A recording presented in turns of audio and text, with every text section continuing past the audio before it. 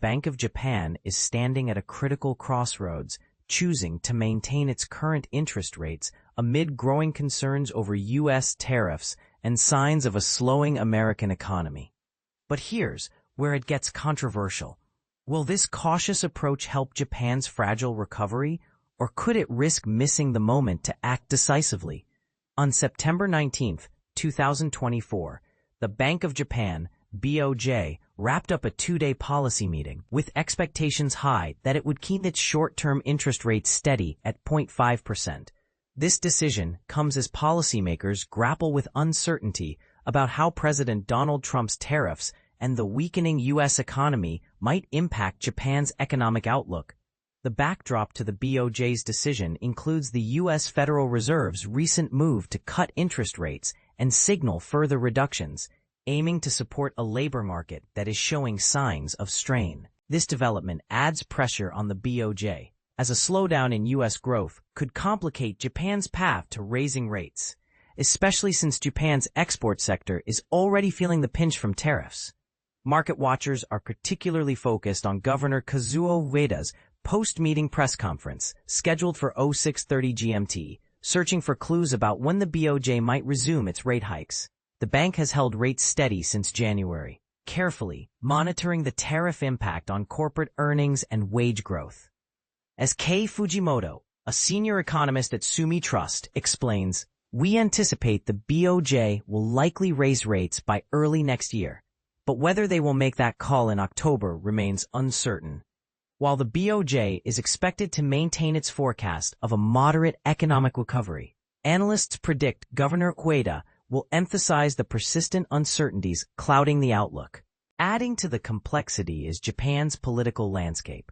The ruling party is preparing for a leadership election on October 4th, following Prime Minister Shigeru Ishiba's recent resignation after electoral setbacks.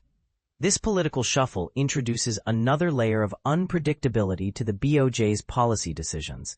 Notably, Sane Takaichi, a leading candidate and outspoken critic of BOJ rate hikes, is set to hold a news conference at 0530 GMT to unveil her campaign promises, which could influence future economic policies. A recent Reuters poll reveals that most economists expect the BOJ to implement another 25 basis point rate increase before the year ends. However, opinions diverge on the timing, with some betting on October and others on January. This split highlights the delicate balancing act the BOJ faces amid global uncertainties. Despite the cautious stance, some hawkish members of the BOJ board warn against keeping real borrowing costs negative for too long, especially as Japan contends with stubbornly high food prices and a tight labor market. Japan's core consumer prices rose 2.7% year-on-year in August, marking the third consecutive month of slowing inflation, but still above the BOJ's 2% target. Naoki Tamura, a hawkish board member, has voiced concerns that if inflation risks intensify, the BOJ might need to act decisively to maintain price stability. This is a significant point of debate. Should the BOJ prioritize fighting inflation aggressively or continue its cautious approach to support growth? Last year, the BOJ ended a massive decade-long stimulus program and raised short-term rates to 0.5% in January, signaling confidence that Japan was nearing a sustainable 2% inflation target. Governor Ueda has reiterated the bank's commitment to further rate hikes, but insists on a careful approach given the uncertainties surrounding U.S. tariffs. So, what's your take? Is the BOJ right to hold steady and wait for clearer signs? Or is this cautiousness a missed opportunity that could allow inflation to spiral or economic momentum to falter? Share your thoughts and join the conversation below, because when it comes to monetary policy, the stakes couldn't be higher.